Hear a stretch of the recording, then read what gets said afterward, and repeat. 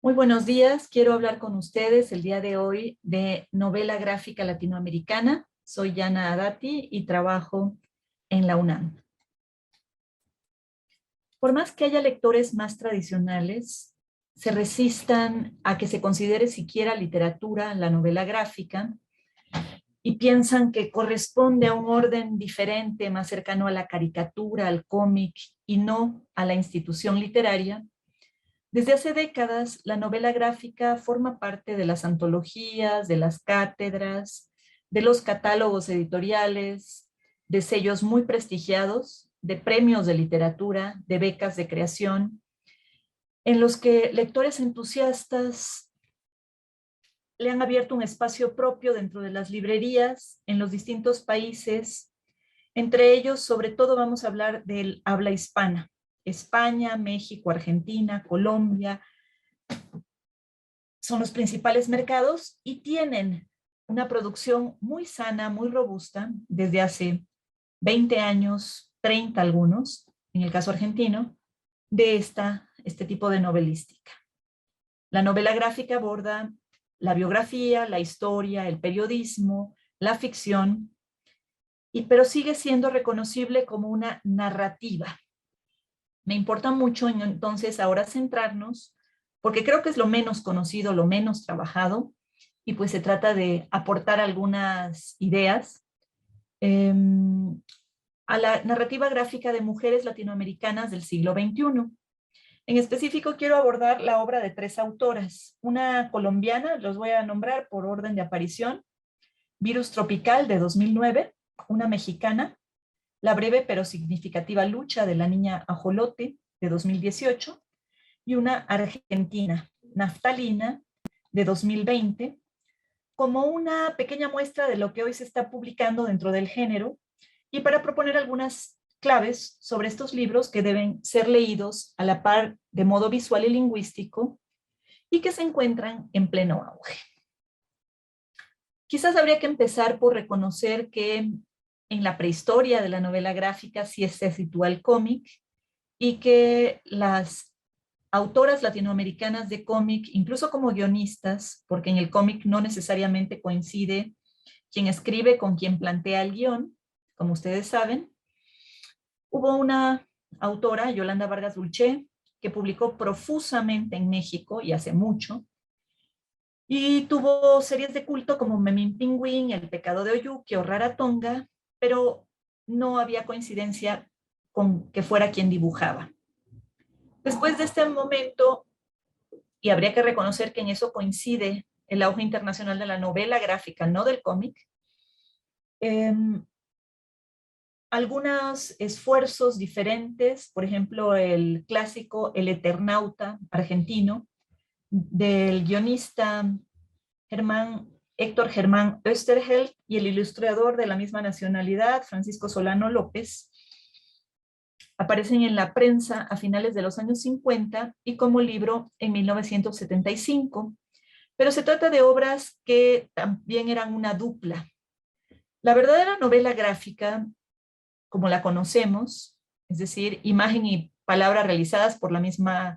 él mismo, la misma artista, no una adaptación, porque hay el Quijote en novela gráfica,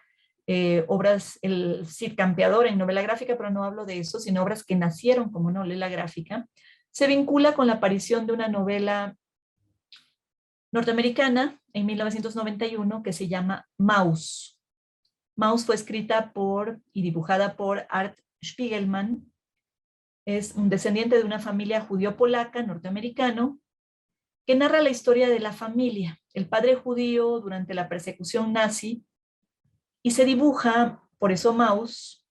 ratón en alemán, como un juego de gatos y ratones, un juego siniestro, si lo pensamos, porque termina en muerte, en tortura, en campos de concentración, pero los nazis serían los gatos y los judíos los ratones. Y esto se narra no como una novela histórica, sino como novela gráfica, lo que permite, pues, el acceso de lectorados más abiertos a estos temas.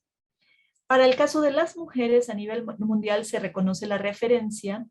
de una autora iraní, que a lo mejor ustedes conocen por la película, se hizo una película muy famosa.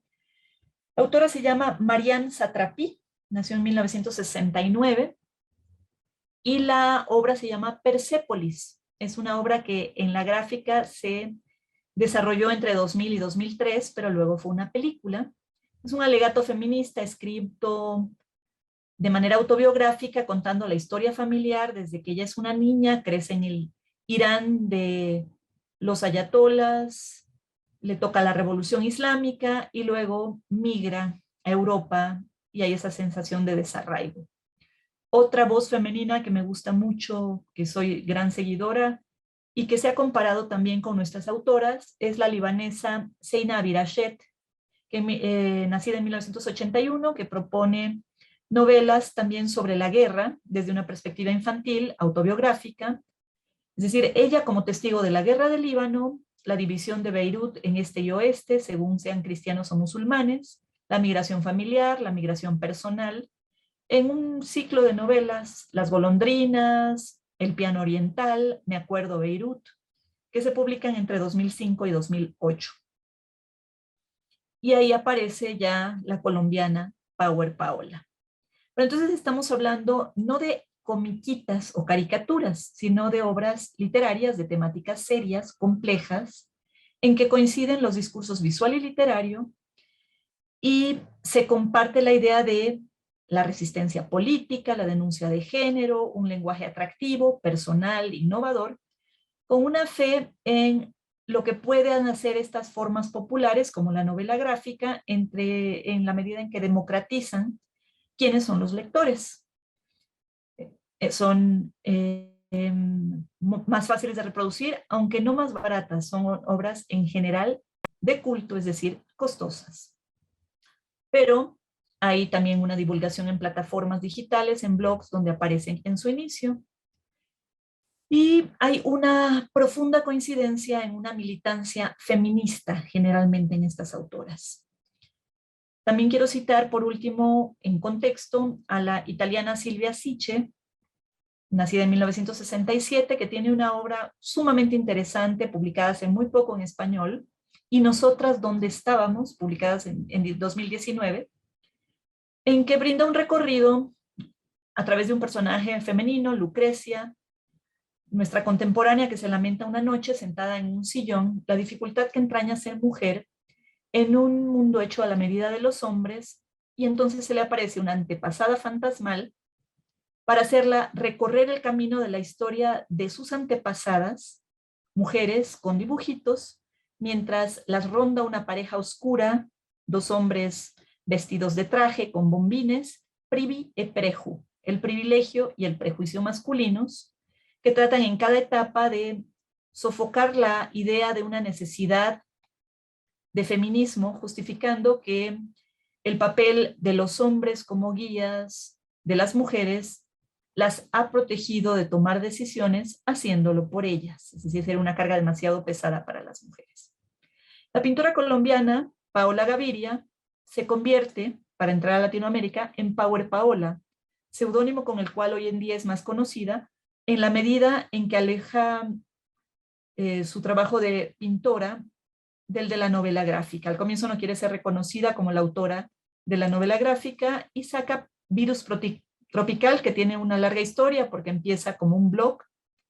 y luego como publicación de episodios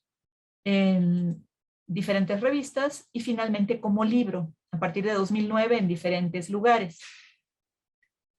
Virus Tropical es el nombre de la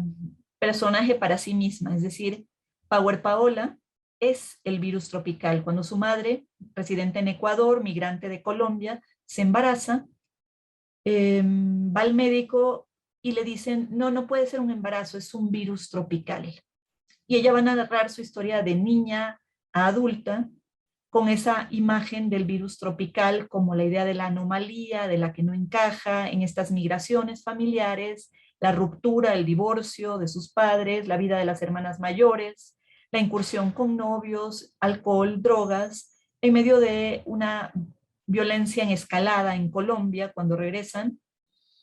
y va volviéndose cada vez más tensa la novela.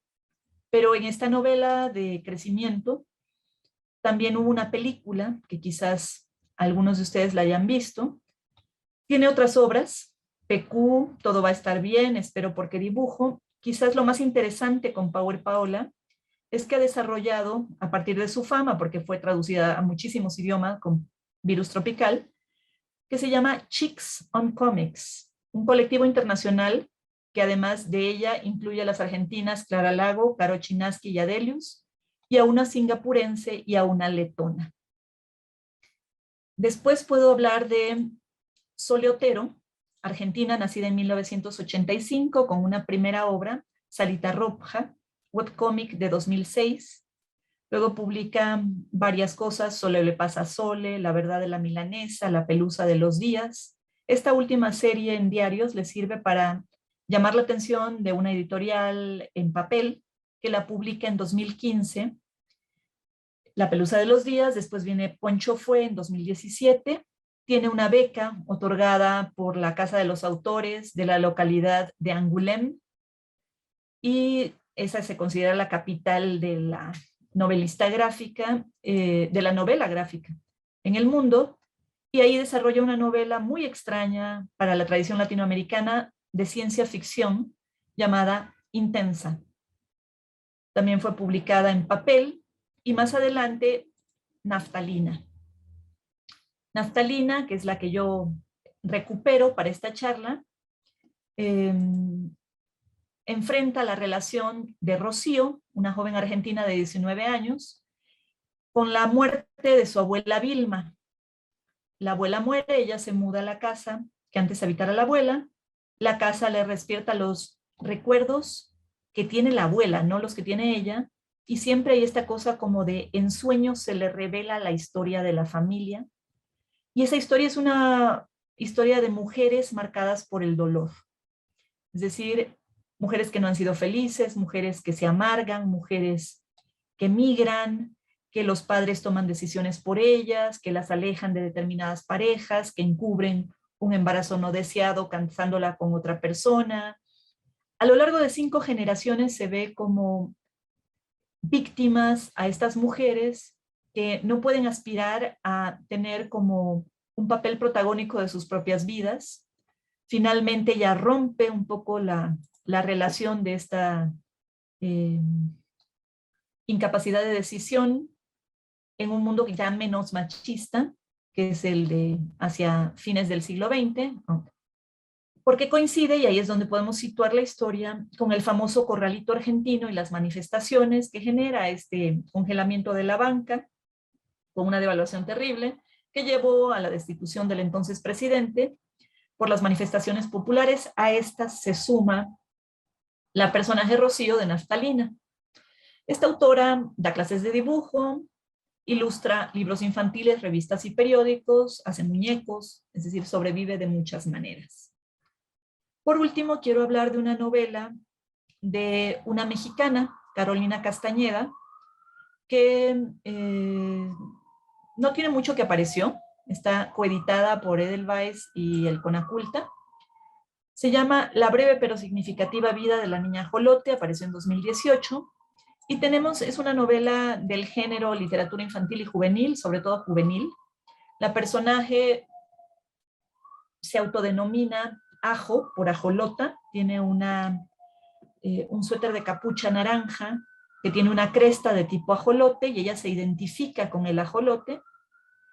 Ella está en una transición adolescente, se siente incómoda en la relación con su cuerpo en transformación, tiene que decidir cosas tan cotidianas, como decidir si usar o no un sostén por primera vez, rasurarse o no, pero sobre todo tiene que lidiar con lo que implica en un medio machista, como es el latinoamericano, el mexicano, la transformación de su cuerpo en la calle y en la escuela. Pronto es víctima de acoso al habitar el espacio urbano y coincidir con vecinos, compañeros, extraños, que empiezan a verla de otro modo. La solución, y esta también es una cosa que suele ocurrir, por eso decía como de autoficción, la personaje dibuja. Decide poner una mesa donde las otras personas que se consideren víctimas de acoso sexual en su escuela, puedan hacer la denuncia de su acosador, ella hacer el retrato y denunciarlo, hacer una especie de muro público donde se denuncia por acosador a alguien que ella dibuja. Entonces cambia la situación de la víctima, del enojo, de la vergüenza, de la depresión, de la humillación, hacia una respuesta colectiva, solidaria, que ventile la situación y que ayude a enfrentar a los temores individuales en plural. Esto tiene varias salidas porque incluso hay denuncias de maestras y hay denuncias de compañeros, es decir, no son solo mujeres. Entonces, la niña Ajolota propone como herramienta de denuncia, de empoderamiento, de militancia, el dibujo de un adolescente. Y como es autoficción, pues podría ser el caso desdoblado de la autora. Ella cambia mucho la imagen de una a otra novela. Este dibujo es personal, combina la cromática a dos tintas, negra y naranja, alerta y busca el interés de los lectores. La temática coincide, la denuncia del acoso, de la agresión sexual, con la de otras novelas gráficas, quizás de mayor gravedad. Hay una novela chilena de Marcela Trujillo, que firma Malaki, Héroe, que habla de la humillación sufrida en medios de comunicación por ella, cuando una serie de estos programas que conocemos, una mesa redonda televisada, le pone su nombre a una nudista a la que invita y los periodistas se permiten manosearla. O cuando, y ese es el caso extremo, Gato Fernández, otra ilustradora, esta argentina, nacida en 1987, publica este mismo año El golpe de la cucaracha en la casa hay fantasmas, es decir, 2021. Esta es una novela en que reconstruye, una novela gráfica en que reconstruye con dibujo surrealista, representando cerdos, cucarachas, diablos y otras criaturas que vinculamos con el mal, el abuso sexual de su padre, del que fue víctima cuando niña, contando esta infancia. En este último caso, la autora declara que dibujar y contar su historia a través de imágenes desde niña la salvó de la locura según el diagnóstico de su psiquiatra. En conclusión, en el caso de las escritoras e ilustradoras hispanoamericanas, aquí propuestas para estudio, se trata de una narrativa gráfica que se caracteriza por una ruptura con tabúes de género,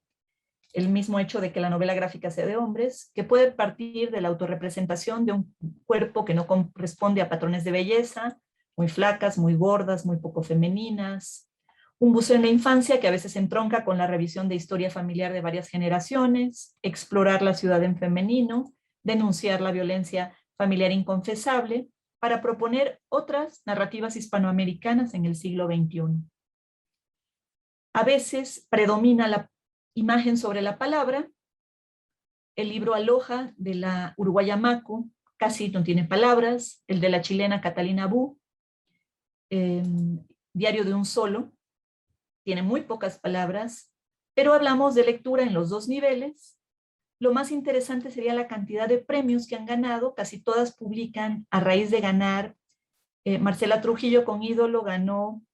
el Premio Literario 2019 en novela gráfica, Sole Otero ganó con Naftalina el premio FNAC Salamandra, que es un gran premio, y El golpe de cucaracha ganó el premio municipal, perdón, el Fondo Nacional de las Artes, el Premio Nacional de Literatura en Argentina, es decir, que esto se está fomentando. Entonces sería una toma de la palabra de las mujeres para narrar sus historias a través de lenguajes incluyentes, a las que las invito en cuanto tengan oportunidad de conseguir los materiales. Muchas gracias.